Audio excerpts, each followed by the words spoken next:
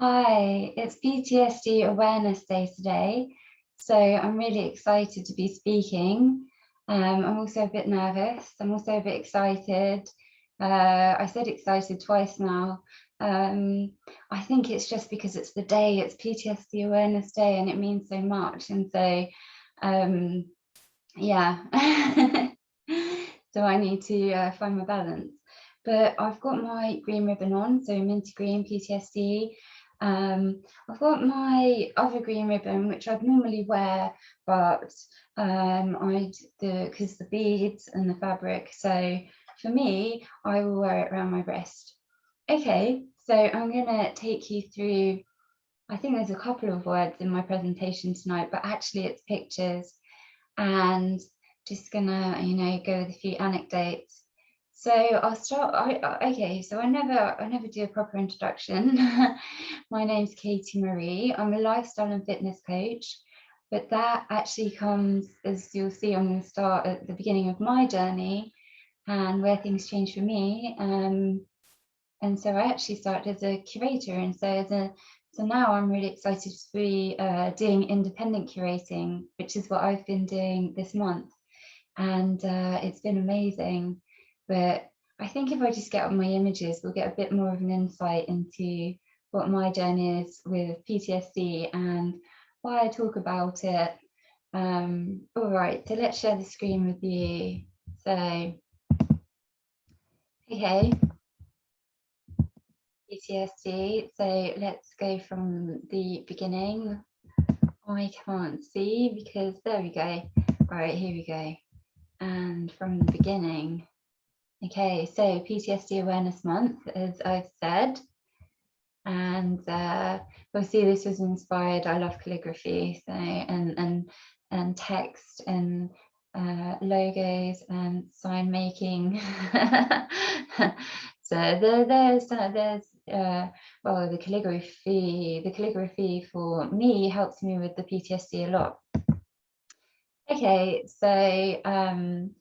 so the whole month of June is our awareness month, and you may have seen that I've been in conversation with different guests throughout the month, talking about PTSD from the point of how, so for my first guest, Sarah, she's a fashion designer, and she's talking about how how she infuses her work with messages about different conditions, different social aspects that she brings into her fashion.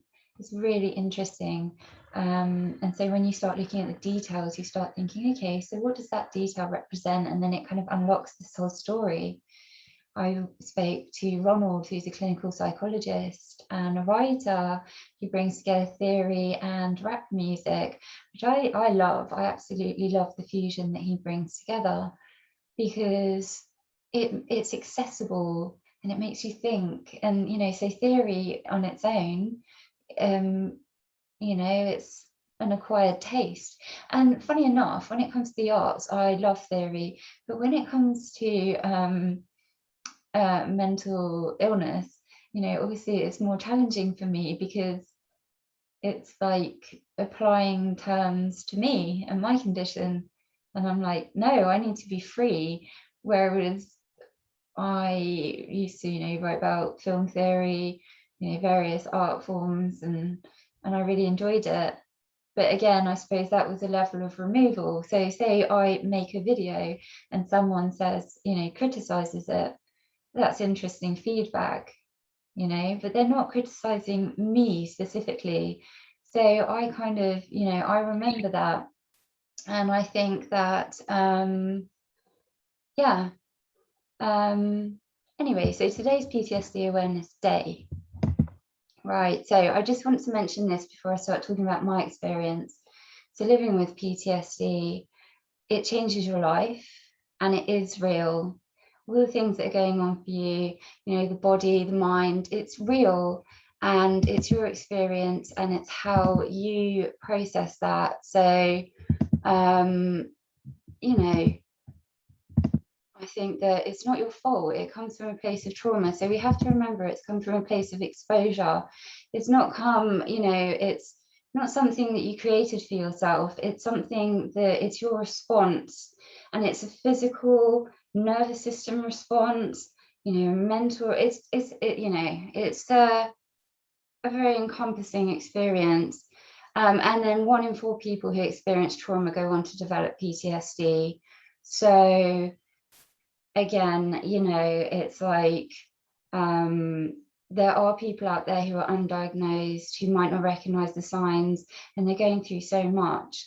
And so I think it's really important when people have been through trauma, especially, if it's a friend, a family member, just keep an eye out, keep in contact, see how things develop over the first few months after, for example, a bereavement, because PTSD is something that comes, it develops. It's something you realize once you've kind of been in this kind of mental state for a prolonged time, and it's hard to make sense of things. So I think it's really important to look out for people who we know have been through an experience which really was, a moment for them that was, that a very defining moment for them. So okay, so that's kind of like, I like to mention that. But now we're moving into okay, so this is my journey, and it's really interesting because this is actually just this is the cover for my blog, which I designed. And so I'll have 2 blogs out by the end of June,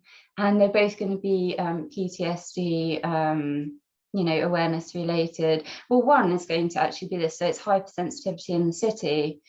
And it's really strange because, okay, so for me, the reason why I became a lifestyle and fitness coach, and now I do independent curating, is because I used to be in the heart of all of that.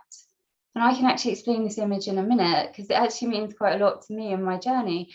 But it's the hypersensitivity that's actually meant that I've had to take a step back, and I may not be able to travel in the city in the way I used to for a long time, or it might not be for me anymore. So, we'll just have to see. But I think, this is interesting because if you see here, this is actually the London, I mean, the skyline behind wasn't the London skyline, it is just, the city.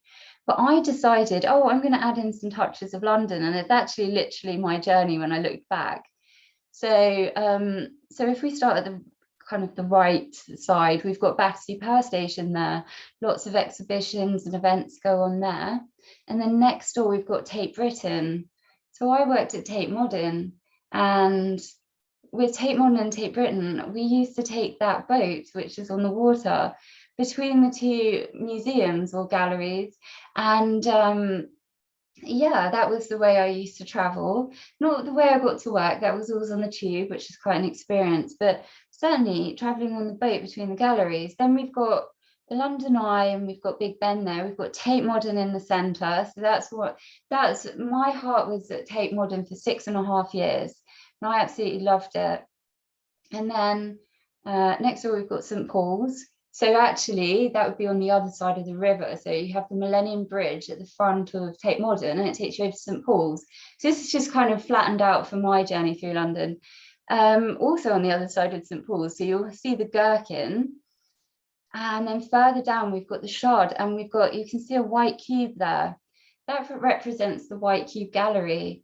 So I worked there for 4 years and absolutely loved it. It was my dream job, and everything that I wanted was fulfilled in that position. And then I'm next to Tower Bridge. So, when I used to go for lunch, I'd see Tower Bridge. And this was a city, and you can see I've got a little bus in there. We've got the boat, we've got an aeroplane. These are all modes of transport that I could use. And then I developed PTSD as an adult. So I had it as a child, didn't know. But as an adult, I did know. And once the hypersensitivity developed, all of this changed.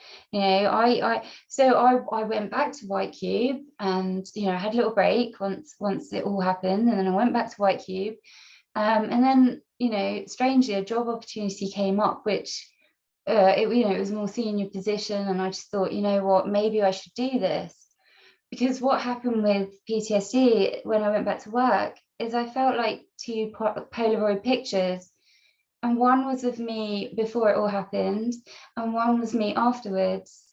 And I felt like anyone that I knew that old picture, and they were doing comparing, not that they were, but yes, I was. But so I thought maybe a fresh start. So I absolutely love the gallery, and I was stayed there forever. So the fact that someone waved a title at me, and there were different and different artists, more expanding my experience, I thought I'll go for it. But actually it was a really bad move for me. So what happened was, White Cubit was very supportive, but I went into this new environment, and I was working with someone who was a micromanager. And I'm going to be talking, my blog talks about all sorts of things. So I talk about working in the city, exercise, decluttering and organizing in the home, all of the things, but they all come down to thinking about managing anxiety, finding balance in your life in terms of health, mental, physical.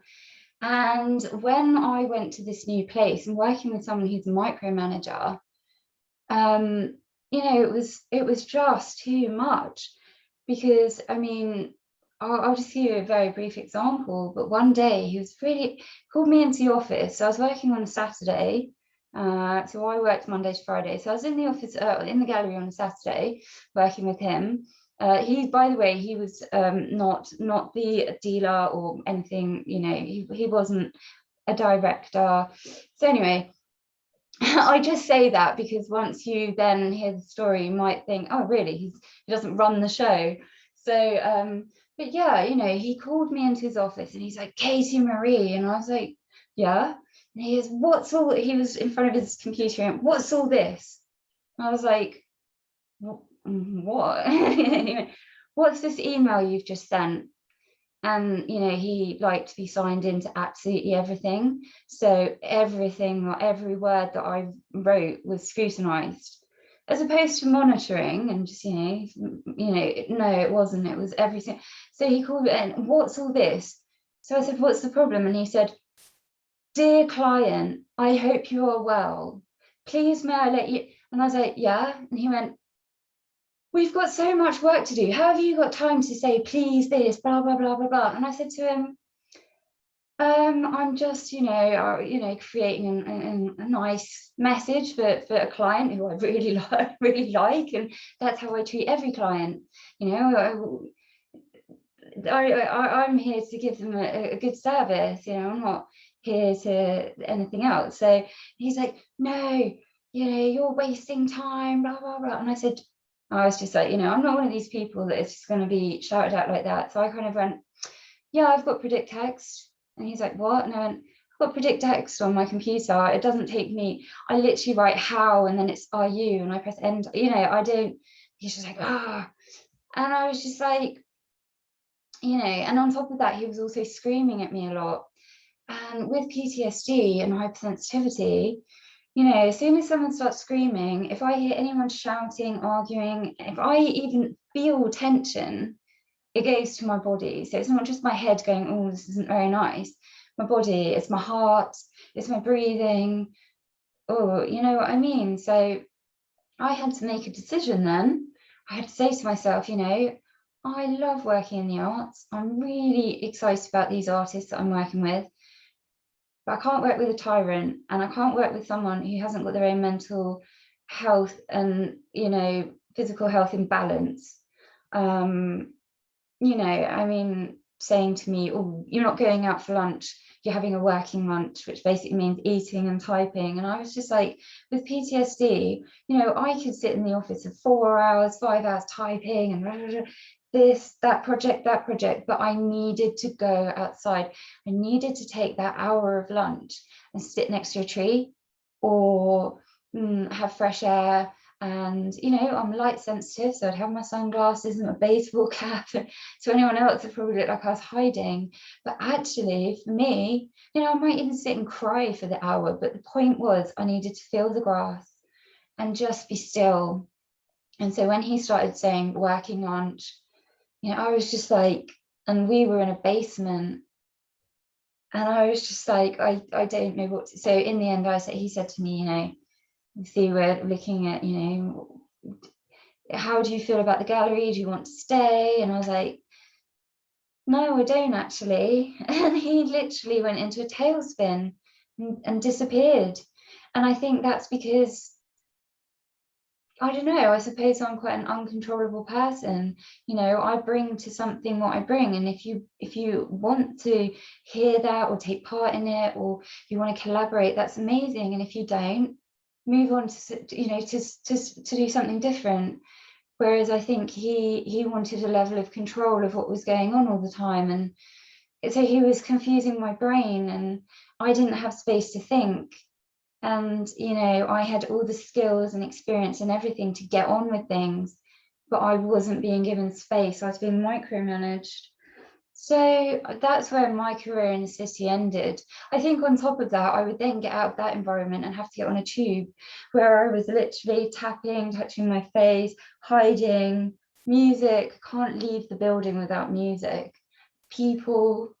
So I would stay after work maybe an hour or two to wait for a lot of commuters to go, so that then I could start this journey. And I knew I was going to be uncomfortable, I knew I was going to have cycles, but I also knew if I'm on my own, I've got my hand fan. So this is what I always have, my hand fan, some cold air, because I don't know about other people with PTSD, but for me, I get very entranced in things with PTSD.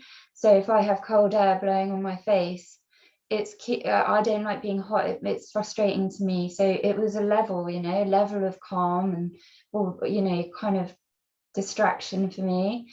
And the music leveled out the sound. But, you know, I had to have the medication all the time. And I got to a point where I thought, I worked so hard in that 7 weeks to get back to White Cube, and I wanted to be there so much. And I can't now go into this new position and be in this environment and sacrifice everything I did to keep my head above water when PTSD was taking hold. So I need to remove myself. And that's what I did. And that's how I became a lifestyle and fitness coach, because I started thinking, well, I used to be in interior design as well as arts. And I started thinking, what is the thing that really spoke to me with PTSD, that really kept my head above water?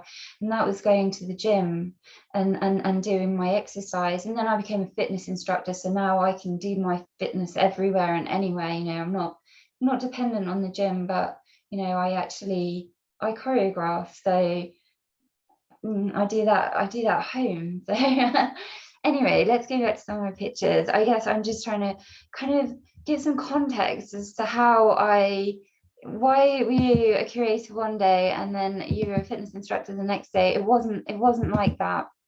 And I think also I bring the exercise and the lifestyle together. So, for example, I'm not saying, come do fitness with me, we're going to build your muscles, or let's declutter your house. Oh, I hate mess. No, it's nothing like that. Actually, the sensitivity and a range of emotion that I've experienced through PTSD, it means it's actually a really nice activity that I do with people. And it's about finding joy, finding, you know, a different direction, trying to do things differently. If you suffer from depression, maybe, you know, decluttering. I did the dusting yesterday. Oh, it was a disgrace. So I'm a book collector. I can't take all the books out all the time. So I took them out yesterday, and I was just like, oh, I was literally got my paintbrush out, cleaning every single book. So, you know, and that I felt great after that, because I felt it was clean. And I had a look at my books, and you know, activities. I think that's, you know, a great thing. Okay, so I had this. So this is an image I did last year. So I've just brought it up to kind of say, this is an image I did last year, and I'll show you one I've done this year. So last year it was craft. So I was actually, these are cut out pieces, whereas this year I've been on my computer. Okay, so essentially I am that red puzzle piece, and everything else fell down, you know, kind of got disconnected from me when I developed PTSD. So obviously my career and my plans and my goals for my career, my relationship with my partner, my social identity. Social identity is just, what's that, you know? I mean, it's something that I see, but I just do what I feel. Money's been a massive thing. You know, people are like, you know, oh, you've got PTSD, you'll be all right. No, I haven't been able to go to work, haven't been able to go to my career, the one that I've built up over more than a decade. So I've come to the start of something new. And I always wanted to have my own business, and I always wanted to be independent and to speak to people directly instead of through the vernacular that I've been given from somebody else, which I totally respect when you're representing them. But now I represent what, you know, where I'm coming from. And so, you know, that's been a really great thing. But money, you know, that's not something that comes with these decisions straight away. You know, it's not like I've gone down the route of, you know, I'm very gradually and authentically building something. And every time I speak to people, it's straight from my heart. I don't edit. I don't sit with a script unless I'm talking about marine life. And even then, they're my facts, you know, I'm just trying to keep some order. But yeah, so PTSD in lockdown was a different situation for me. So, okay, so PTSD in lockdown, stay at home. It went from being my dream to my living nightmare. Then go back out. I'm now fighting to go back out. I want to. It's really tough. So am I. I'm tough. But you know what? It's like, okay, so I guess, you know, at the beginning when they said, okay, so it's really weird because people were coming to me at the beginning of lockdown saying, you know, isn't this so strange? And I was like, you know, I hate to say it, but I've been in lockdown for the last, you know, year or two prior, because since I developed PTSD, you know, I used to fly around the world, go to places, you know, international exhibitions. You know, I used to jump on a tube and go and see someone. Now it's like I couldn't even imagine getting on a tube. I actually tested myself a couple of weeks ago, and I went to the tube station for the first time in over a year, not to get on a tube, just to walk in the door and walk around. I mean, I walked out in panic. Or I say I walked out, I kind of rushed out, but it was very alien. It was a very strange experience. So the idea of then saying, oh, well, on Monday morning and every other day that week, I'm going to jump up, get in the thick of the crowd and, you know, go into central London. It's just like, whoa. Anyway, back to lockdown. So so I was kind of like, you know, I've kind of been in lockdown personally for more than you could know, kind of thing. Anyway, so they kind of joined me, and I was actually really quite quietly, you know, okay with lockdown at the beginning. Obviously not what was going on externally, but you know, the restrictions, because first of all, I'd been pushing myself to go out all the time. You know, when I did my first fitness exam, I was every day going into the city in the morning, coming back at night in a state, loving the course, jumping around, doing my theory on, like, you know, on art, not on artwork, sorry, on the body, you know, like physiology and all sorts of stuff. Did all those exams, but then I'd have to face the tube, and it was just, so I really fought to get that exam.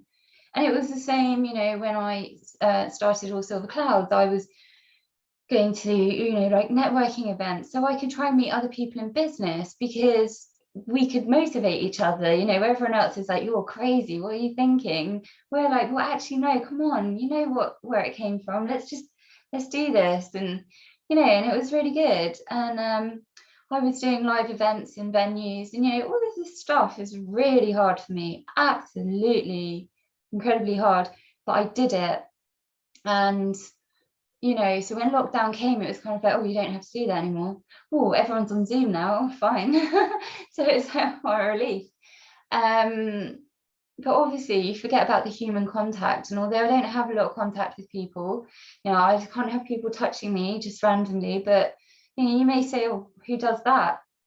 Get on London tubes, that's who touches you randomly, and not on purpose. People bash into you, people lean on you, they fall asleep on you.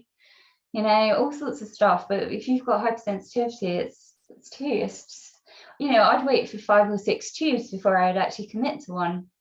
Anyway, so lockdown in that sense, it was like, okay, none of that. And then on top of that, you know, there was this like 2-meter rule.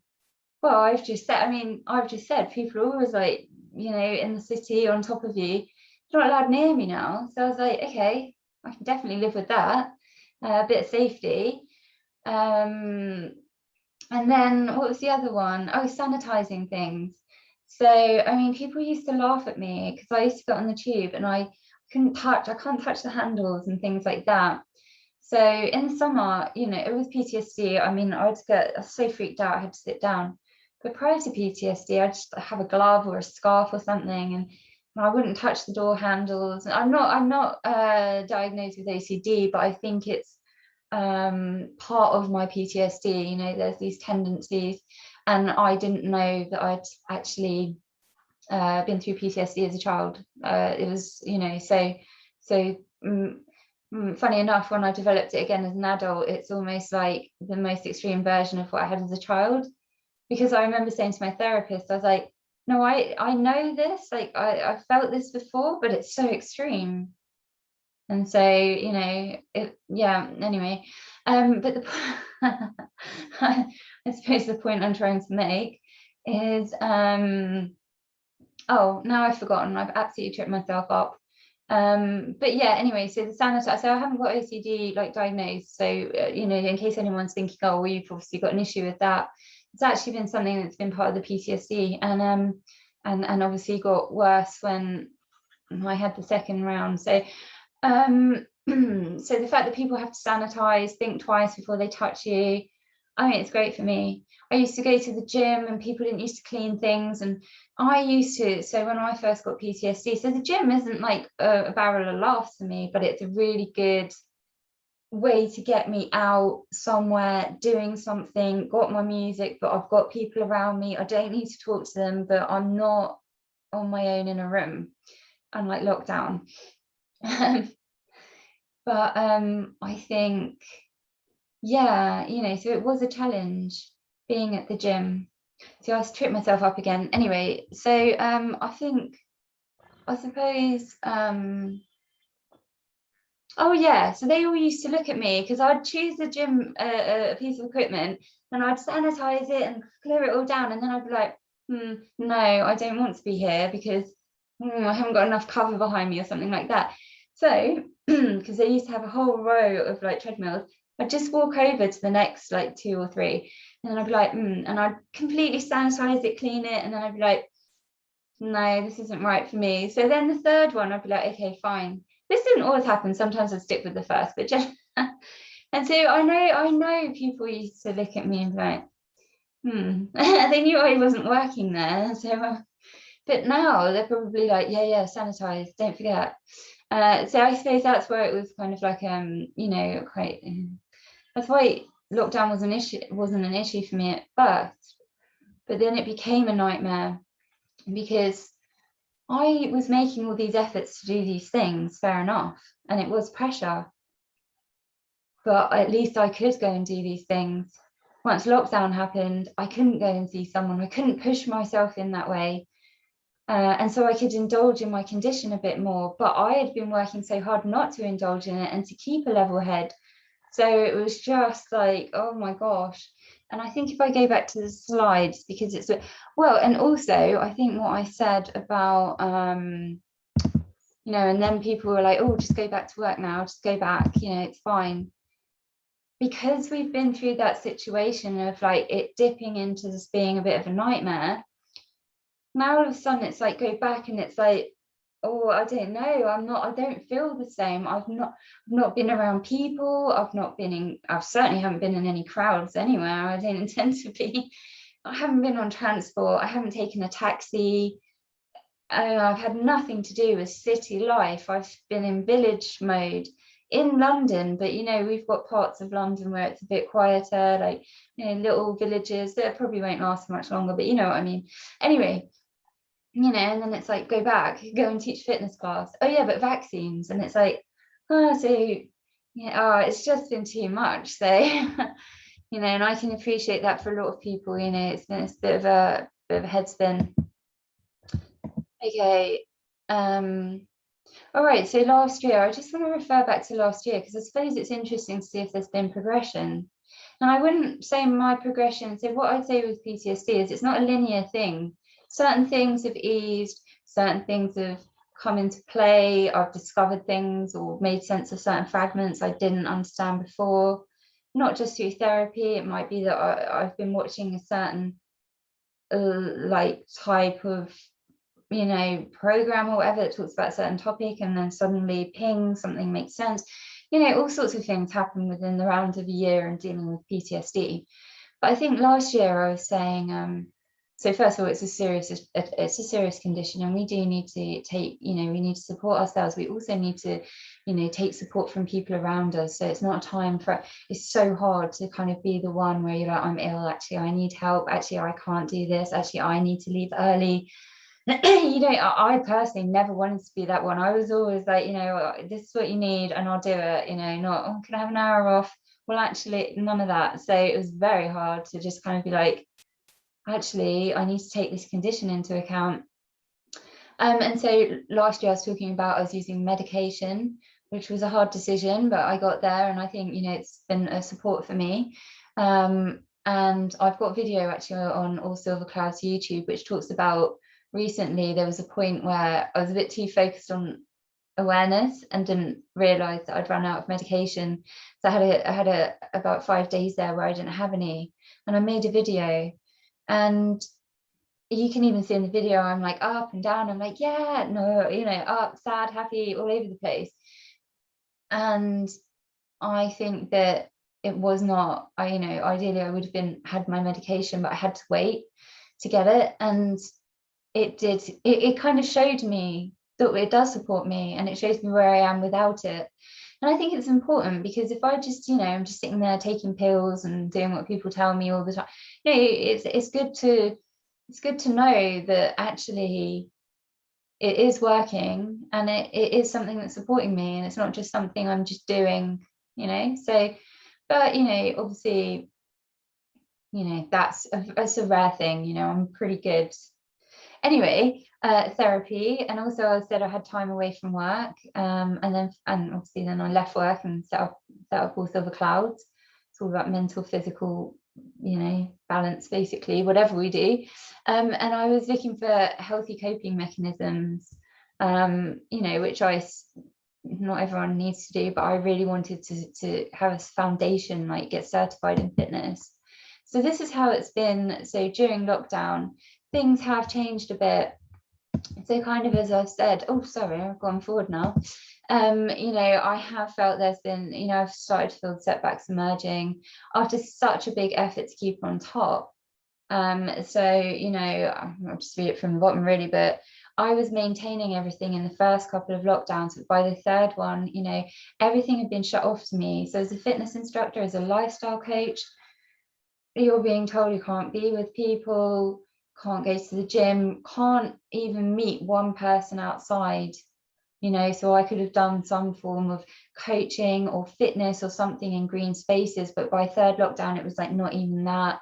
You know, all of us who were in that position were now financially pretty screwed compared to where we were before, you know. And that's all having its implications, you know, with PTSD. It's like, oh my gosh, am I going to be able to pay this? Am I going to have that? Is this going to collapse? Am I and it wasn't all catastrophizing either.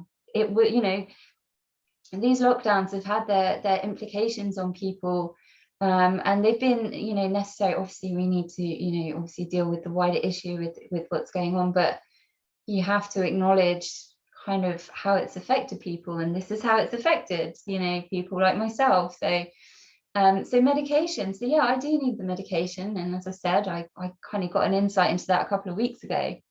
The therapy, I can tell you, if I didn't have therapy during lockdown, I don't know where I'd be. You know, I was, to be slightly unpolite, I was losing my shit. I really was, and I was just you know, I really kept on top of it. I even did my Les Mills certification in the second lockdown. So again, that fitness, and I was, you know, doing fitness routines all day long for about 3 or 4 months, you know, about 5 days a week. So, you know, that really, really, you know, kind of kept me engaged and excited, and the music and the new moves and stuff and the challenge. Les Mills is hard. I think we make it look easier than it is. Actually, I don't know if we do, but it's so much fun. And that's the thing, like, I don't look at the challenge of Les Mills is good because it keeps you engaged, but I'm not a challenge seeker per se. It's the joy, it's the music and the moves and the way it makes me feel that keeps me there. It's certainly not, you know, I must train. Sorry, I must train. You know, I must, none of that. I want to be there. I love it. You know, so the time away from work for me, it wasn't a choice. This isn't like, you know, I was like, you know, and I tried really hard online. So I'm going to show you some images in a minute so you can see, you know, kind of what I was doing to kind of keep myself going. But eventually it did get to me, third lockdown. Yeah, and seeing my therapist, so that was on the phone, and that was a bit of a change, because you know, with the therapist, I go to her house and I sit on her sofa and she sits on her other sofa, and you know, I act everything out and she sees it. I mean, it's quite a performance when I'm at the therapist. And it's interesting because I was actually talking to Ronald last week. So he's a clinical psychologist, and he was talking about CBT therapy. CBT is really interesting. But what he said was really interesting as well, because I've always gone for talk therapy in the sense of me talking to a therapist, and I'm predominantly talking. And I think with CBT, what we were discussing is that, you know, there's a level of working with your CBT therapist and kind of them taking on part of it as well, you know. So I suppose for me, I'm completely in control when I'm talking with my therapist. It's literally, it's everything comes out of me and what I bring up and what I say, and she might, you know, try to explore it or deviate, but literally probably 80% of the time I'm talking, I'm, you know, acting it all out, reliving. I mean, I relive all sorts of stuff. I mean, we were having a conversation one day and I was actually telling her something which it took her by surprise, because she said, you were telling me something that was actually really deep and really, really, you know, quite traumatic. And then my phone buzzed. So I always turn my phone off, but it kind of buzzed in my bag. And I felt it. And I went, oh, that's my friend. She's going to be texting me about this. And I started laughing. My therapist was just like, okay, like, obviously I see what you like, I know what you like, but you were just telling me something, like we were in the depths of something there. And then the phone buzz, you don't even know who it is, but you think it's your girlfriend, like your girlfriend, telling you about that. And you're all like, and laughing. And she's like, you know what I think it is? I think it's one of my coping mechanisms, that I can kind of go between that. And I don't think it's something I always use. I definitely don't. I have days of, you know, real depression, but I think sometimes they do take people off guard because of that kind of switching between the two. It's not on purpose. It's the distracted mind. It's the mind gone from this straight to that. If you're that distracted, then, you know, focusing it in on something like exercise or decluttering a room is, you know, really satisfying, actually, because otherwise you are just whoosh whoosh whoosh everywhere. Anyway, let's go back to my slides. You know, I have many stories and I get almost lost in my own words sometimes. So, and that's why writing can be really great for people with PTSD. You make some order out of it. So I do my blog, actually, as you saw at the beginning. So with PTSD, I rediscovered my creativity, and that's been really important to me. So I guess what I'd explain is, so that was my image from last year. That was a craft image. This is actually my image this year, which I made online, or not online, on my computer. PTSD is hyper. I use the sensitivity part to describe my world in art, calligraphy, film, and poetry. So Yeah, so basically, the city is really hyper for me, and actually day-to-day life. And my sensitivity to that can be, overwhelming and stuff.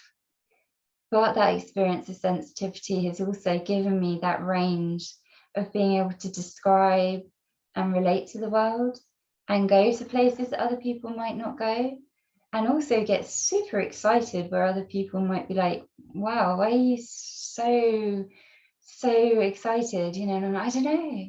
I think it's almost like it's the child in me coming out, I suppose, and it comes out quite strong, whereas it doesn't always come out so strongly in other people, maybe.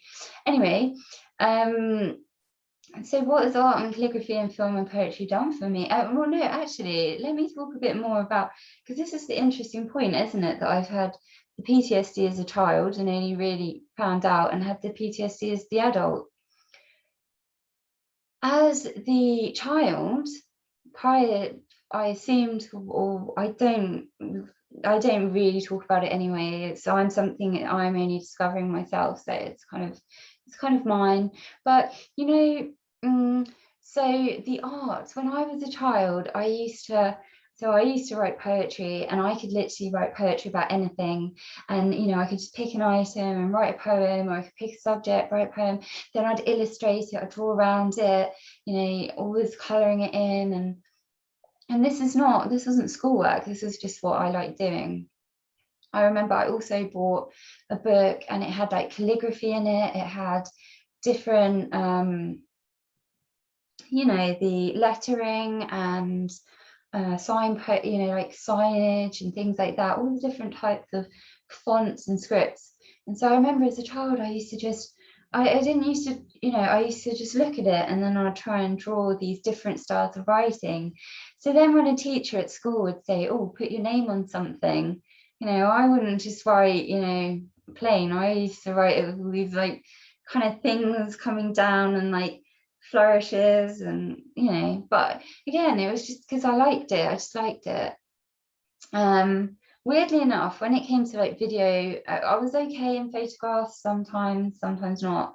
Video, I hated being videoed when I was younger. Not as a child.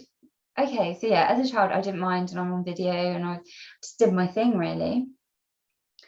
Then something happened, and for about the next, I don't know, 20 years or something, there was like this blockage, like this. So I could, and people were always saying to me, come on, you've got it, come on, just say it. And I'd be like, I'd get so far and I'd be like, oh no, and kind of trail off. And I feel like now I could go back to so many people and say I acted like that, or I was anxious about that, or I didn't say that, or my mind was fragmented because I had PTSD. But I didn't know. So as far as I was concerned, I thought, well, I do overload myself with a lot of information. And I got so far with curating, and it was like, it got to a point, and with curating as well, where you're writing, depending where you were, and I was in a very academic environment, you write in an academic way. And I think with PTSD, what's been amazing for me has been writing a blog and writing myself, and so anyway, so this period where before I got PTSD as an adult, there was always a mist, or a, you know what I mean? And I would get so far. I mean, I did my degrees and I studied at a high level, and I used to talk to artists and really get in depth with them. But it was different. There was always something holding me back. And people used to say, you just need to be more confident. You just need to find your confidence. Well, shall I tell you what happened? I didn't find my confidence. I developed PTSD again as an adult, and it awakened everything. So any kind of, okay, so when I realized the childhood PTSD as well, that cleared away something that was this kind of fuzzy head. So I was like, I could do really great things and really focus. And then sometimes I'd just be like, I can't, it's too much, I need to get away. I never understood. I just thought like other people told me I was just a pain in the arse, I was just difficult.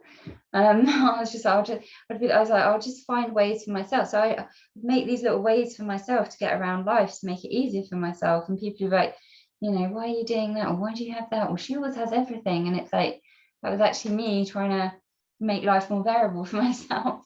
And it's just interesting, because once I developed PTSD again, that sharpness came back.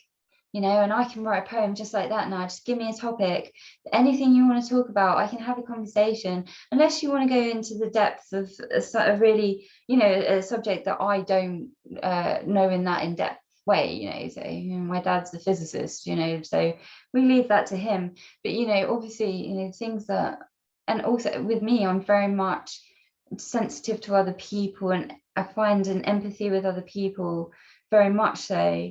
Like when I do a lot of work for the homeless charity at Christmas, Crisis, and people would say, why would you want to spend your time in a homeless shelter? And it's like, because I just connect with people, you know what I mean? And I didn't realize, but probably I was talking to people with PTSD and I was having connection. I mean, it don't matter where you're living or what you've got, the experiences, and the human connection is there. And so I got something out of it, as well as kind of giving back. I was giving back through doing something I loved, which was talking and meeting people. And that was a really interesting experience with PTSD, because I was doing that prior to PTSD for many years. I mean, adult, and then I developed it, and then I went back to the shelter and was doing it again, and it was a really, really interesting experience. Because this is a really interesting experience. I didn't even plan to talk about this. This is what happened to me. Keep talking. But I went to the homeless shelter for Christmas, and I was surrounded by people, and you'd say there's people who, people that not in the shelter, but people turn up, they've taken drugs, they might be a bit drunk. I always felt fine.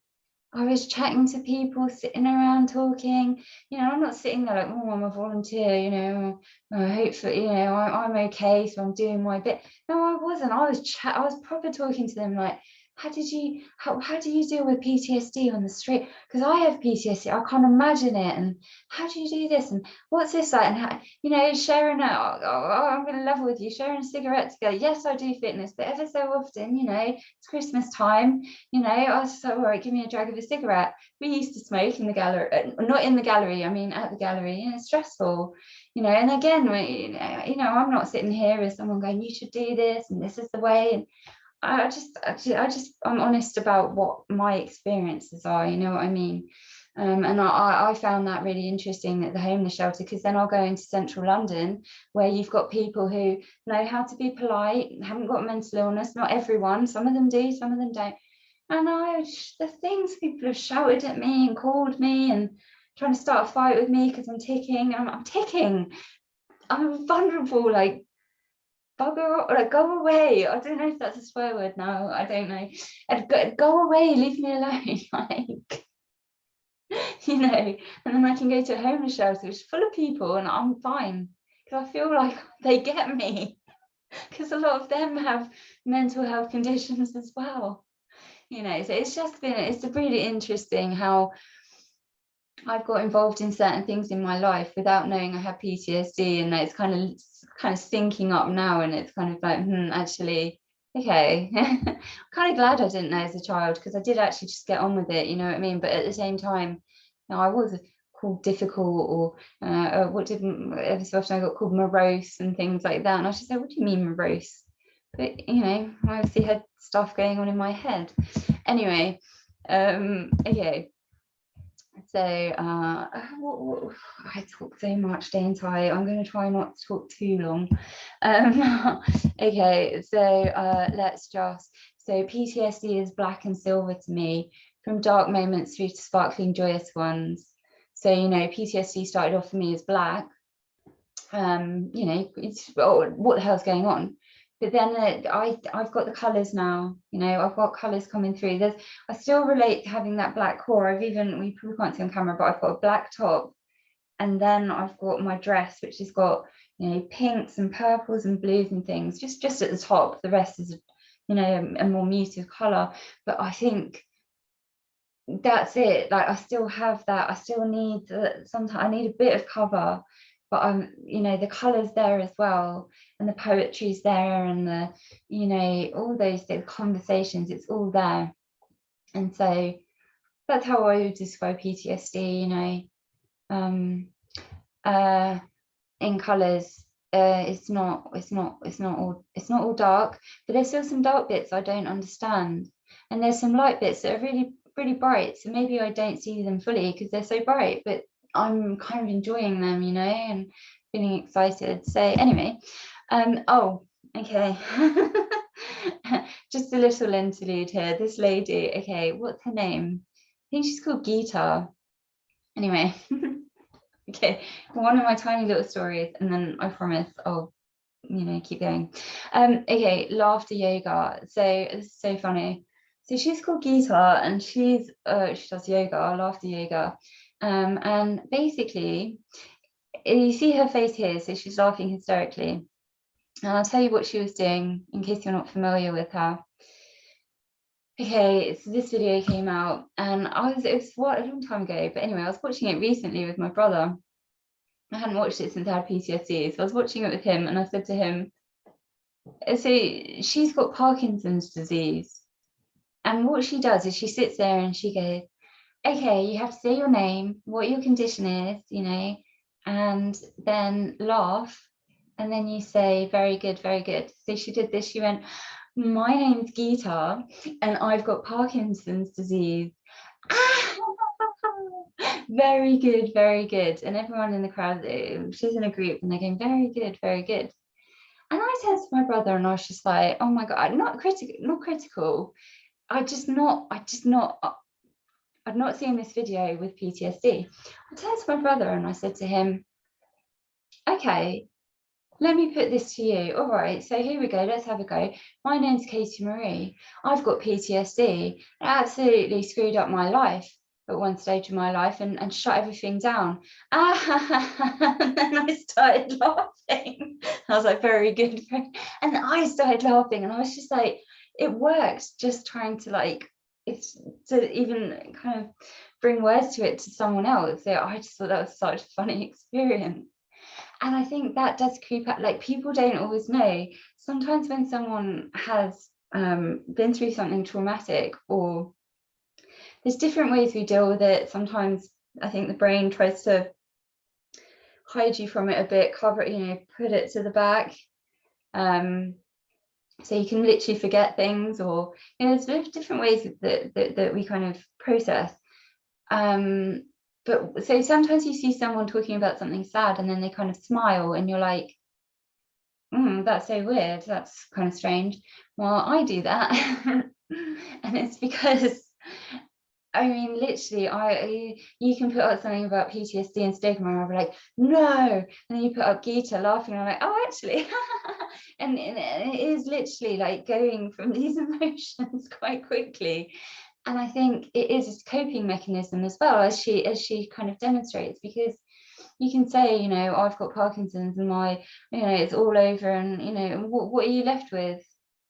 Whereas she's like what she's trying to do is kind of change the chemistry in her body, and kind of open up some different sensory kind of different senses, and have a slightly different relationship to what she's saying. She's almost taking Parkinson's and putting it there and saying,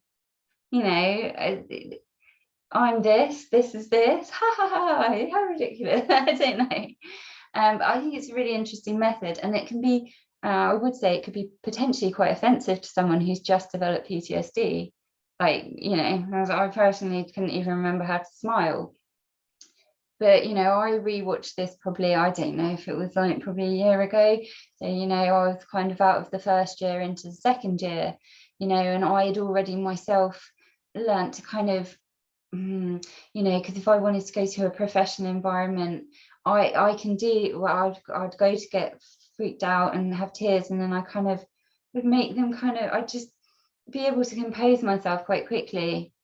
And it's a weird thing to be able to do, but it's quite a helpful thing to be able to do, and it's especially because you don't want to overindulge in certain emotions like depression. There's got to be a cutoff point where you say, right, don't want this feeling anymore. So yeah, so Gita laughs. Anyway, but yeah, so this isn't ideal for someone who's just developed PTSD. I wouldn't have been laughing, I can tell you that. But when I actually said it out loud, and my life is ruined, and I was like, that's quite funny actually, how dramatic. So anyway, okay. So what are the positives? Very quickly, from restrictions.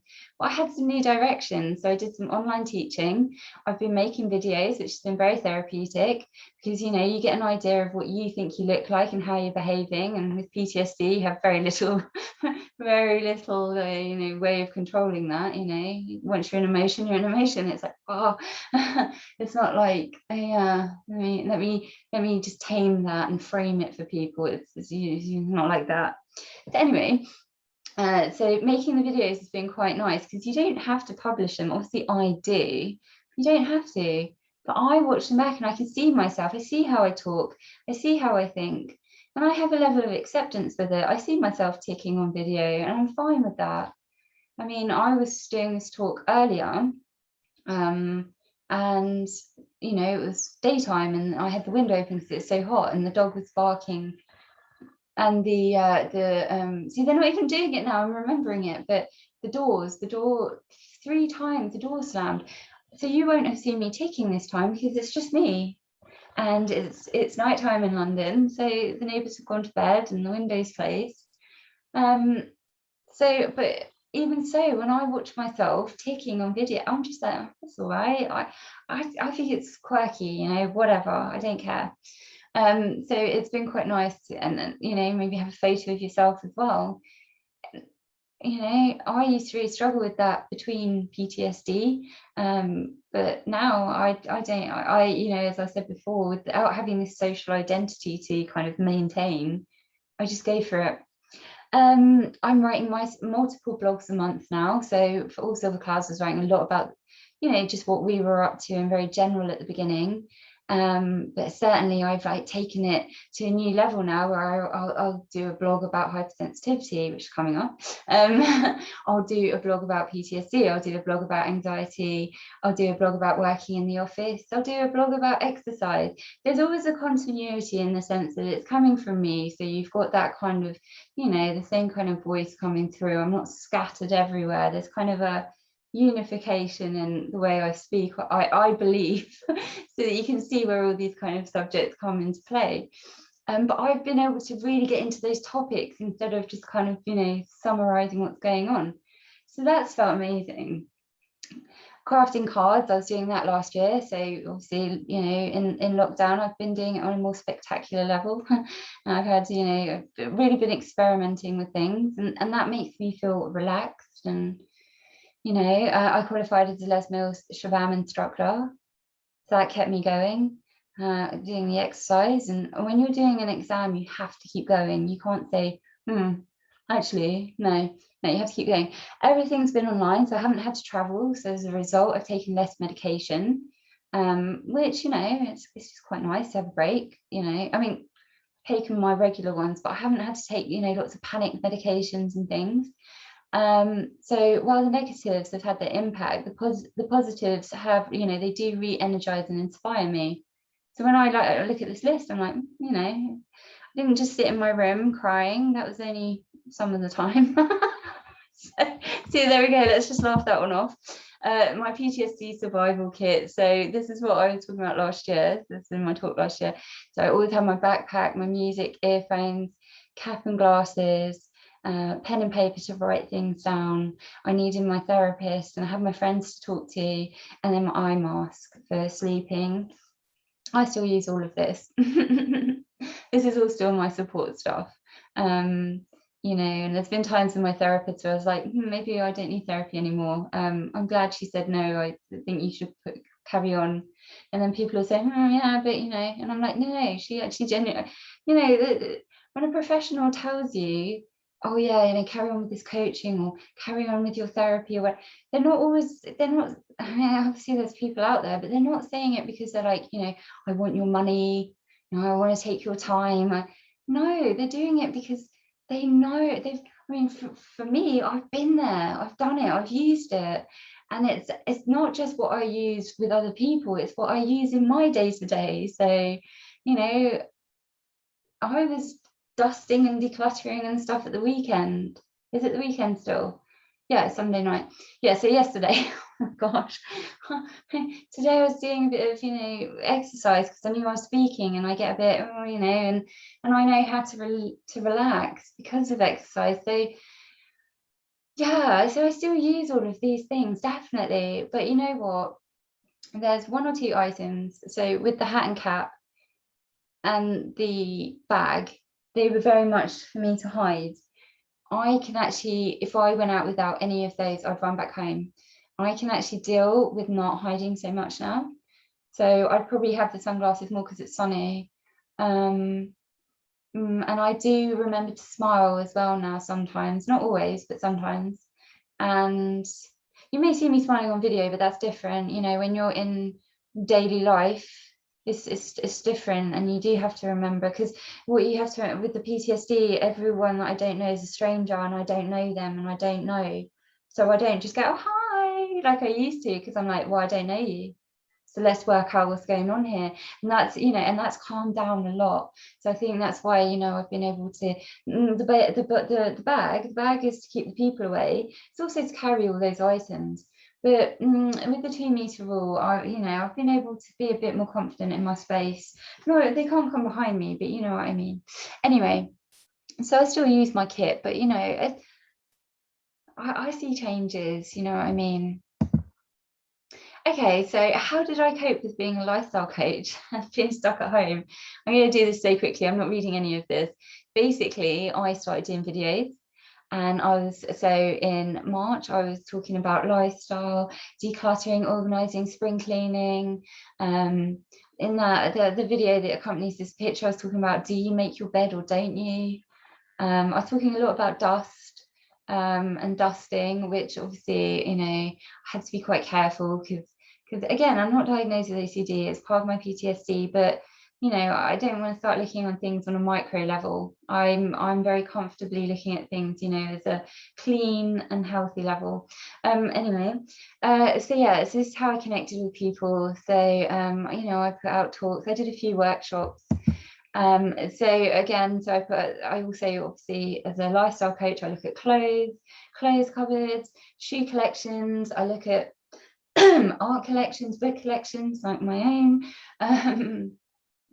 You know, and again, for me as a lifestyle coach, this is coming from my experience. I'm someone who has loads of shoes and someone who has loads of books. You know, so I'm not telling people, oh, you know, I read this text and it says, you know, or I'm not coming in saying, just get rid. I'm actually coming in from a place of understanding. But what I've learned through my therapy is that I've been able to let go of certain items, and I've been able to let go of things because there's been elements of me holding on to the past for certain reasons. And I've been able to work those out, not just with my therapist, I do it in my own head as well, but having someone to talk to, you know, not someone who's going to shut me down halfway and say, oh, okay, you've been talking, you know, someone who's actually dedicated to working it out with me. Yeah, so that's been interesting. You know, so I've carried on, even knowing I've been all from the house. This is where I was, what, a year and a half ago with fitness, a year ago with fitness.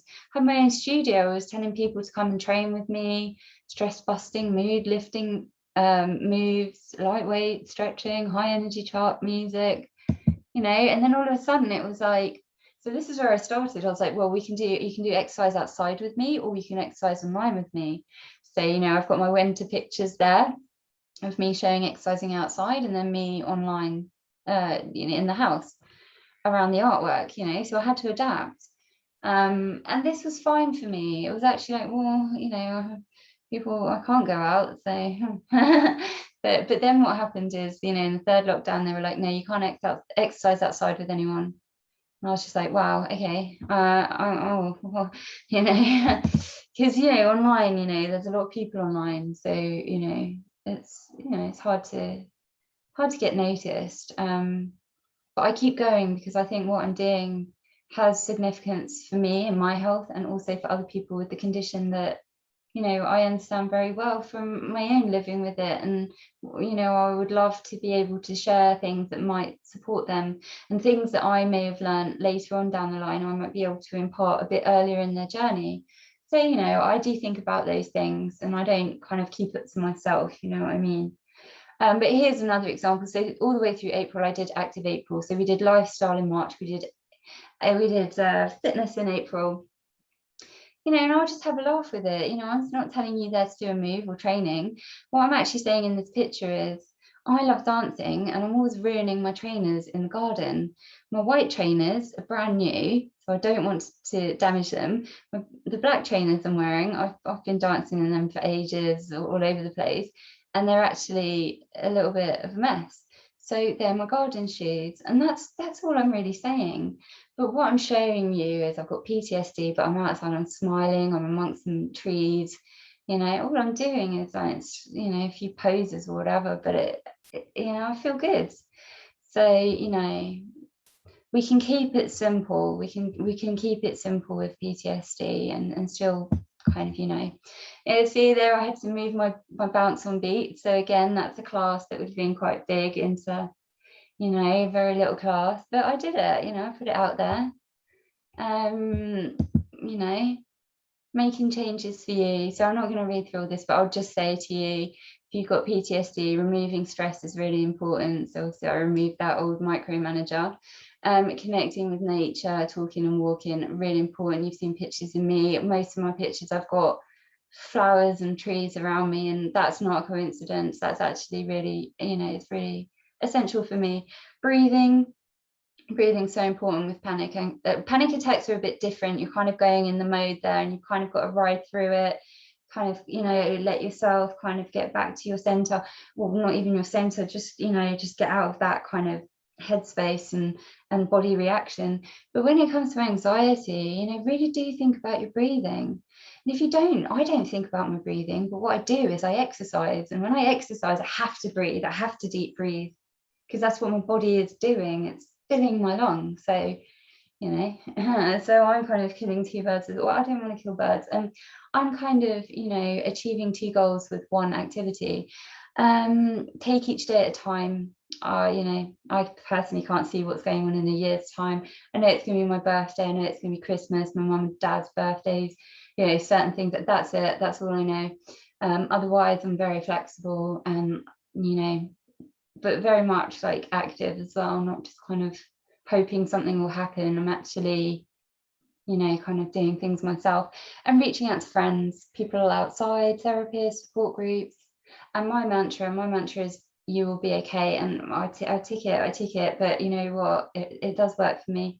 I don't start, if tics come to you, please don't watch me and then start saying, oh, I'll just tap my face. No, this is part of my PTSD, how it's affected me. Okay, so we're at the we're at the last slide now. Okay, so PTSD was just the beginning. It's not the middle or the end. So as you can see, I've been talking tonight about how I've changed my career, I've changed up what I do. My creativity has kind of gone through the roof. Certain disconnections are starting to, you know, and there's other things that I can kind of look back on and say, oh, I can make sense of it now. And, you know, I did not want to find out I had childhood PTSD. No way. I'd rather, you know, I'd rather just be awkward or difficult or whatever. I don't know. Not something I wanted. However, it has her fragments, linear, make sense story of some description. Okay. Anyway, so PTSD has been the beginning of a lot of things, a lot of changes, a lot of new things. And you know what it also was? PTSD for me was like, I was like, I'm not tolerating anything anymore. I'm not going to, you know, I've just got to do what I need to do. I need to speak. If people don't want to hear it, move on to someone else who does. People are telling me to be quiet, don't talk about mental illness. It's going to affect your career. I just have had to say, do you know what? You know, I've got PTSD. I mean, just talk to me for a few minutes and you're going to know something's going on. You know, so it's not something I can hide, and it's not something I'm even going to attempt to hide. and I'm fine with it, you know what I mean?